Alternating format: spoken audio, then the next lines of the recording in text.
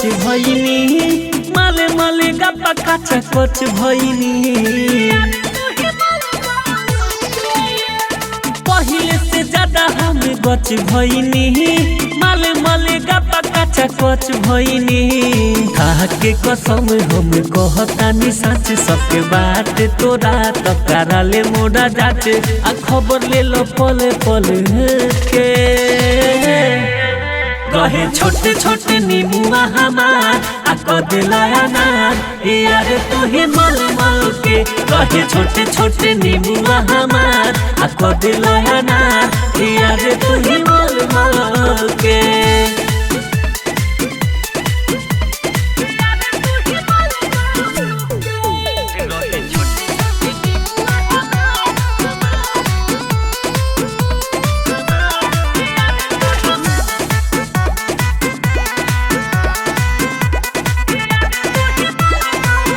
पहिले रही कम अब ज्यादा हो भइनी ज्यादा हो पानी झाड़ के न बदल इरादा हो इरादा हो पहिले रही कम अब ज्यादा हो पानी झाड़ के न बदल इरादा हो अब इरादा हो नान्हे में कान्हे पौधा दिला तब काहे करे लबे तू की के बात प्यार में ढले ढले के कहे छोटे छोटे नीमुआ हमार आ कदलाया नार यार तू ही मल मल के कहे छोटे छोटे नीमुआ हमार आ कदलाया नार यार तू ही मल मल के mix by IBS recording studio सरिसवा बच्चा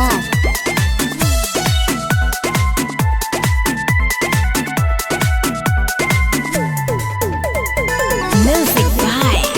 अभिषेक गुप्ता राइटर जियार भी जान हो सच जान हो हम बानी तोहार बात मान हो बात मान हो दिले आलम यूसुफ जान हो सच जान हो हम बानी तोहार बात मान हो बात मान हो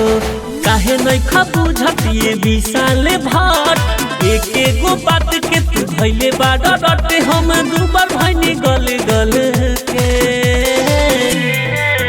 कहे छोटे छोटे नीमुआ हमार आ कदलाया नार यार तू ही मल मल के कहे छोटे छोटे नीमुआ हमार आ कदलाया नार यार तू ही मल मल के पहिले से ज्यादा हम गच भइनी माले माले गप्पा काचा कच भइनी के कसम हम कहतानी सच सबके बात तोरा तकाराले मोड़ा जाते आ खबर ले लो पले पले के